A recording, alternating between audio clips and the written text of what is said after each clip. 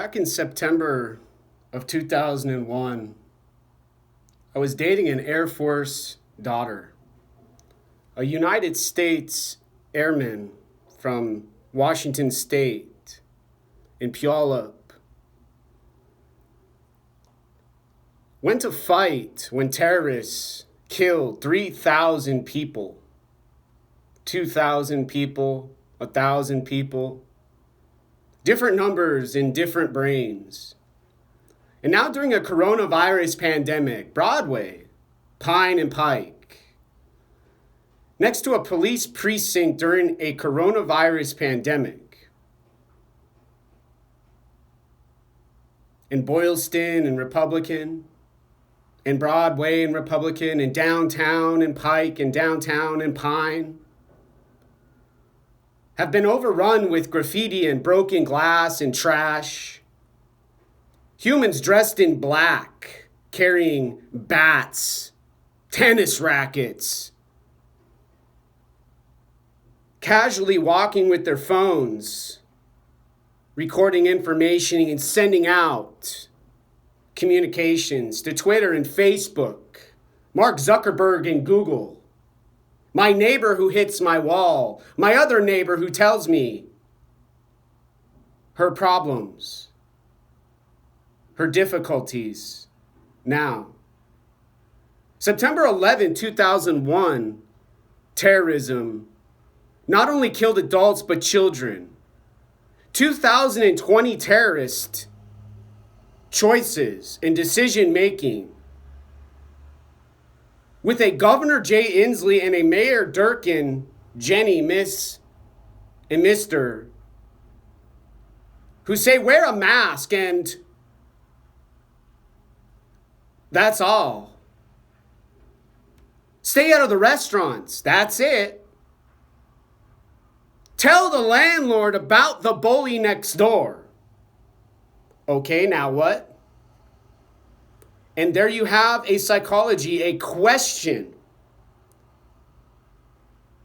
Scanning a pass on a transit system, they now say has too much racism with processes involved and have decided nobody has to pay anymore. They simply screw up the machine, break the windows, camp out, pee on the street, and shit everywhere. Laugh. Walking by a building with psychiatry, they now have decided they control and they limit. They restrict.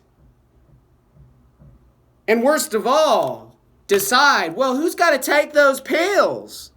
Because they're just swallowing their fentanyl. They're shooting up their heroin and they're selling their methamphetamine crack. Driving, listening to thumping music.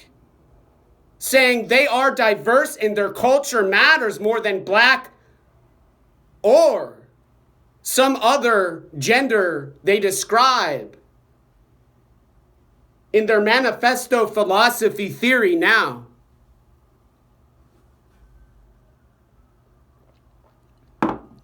Returning $1,000 in textbooks from fall semester has taught me school really has no relevance anymore. Living has no benefit in a civilization, in a city, in a place called Seattle, Capitol Hill, where there's quiet and there's silence or there's violence and brutality, whispers and voices, and a lot of times kicking on doors and men yelling bitches and women raising their chest in solidarity with the fist their gender-neutral lover holds. Carrying brass knuckles and wearing shiny silver for their Carl Jung, Sigmund Freud and Marx, self and ego, behavior, and hormones and chemicals, their Asian counterparts, their Ethiopian counterparts, their Muslim friends and their comrades who are barbarians, shipbuilders and sword swinging, testicle chopping, breast worshiping,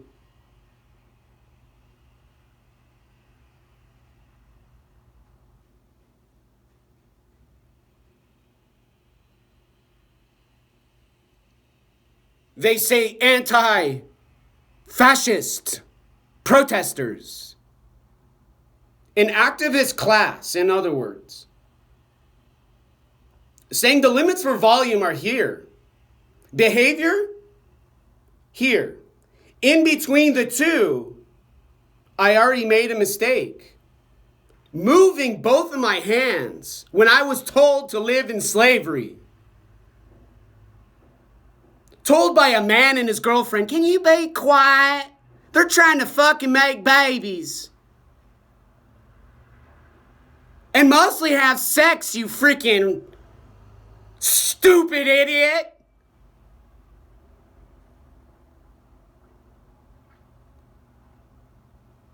And when they don't ambush me, they follow.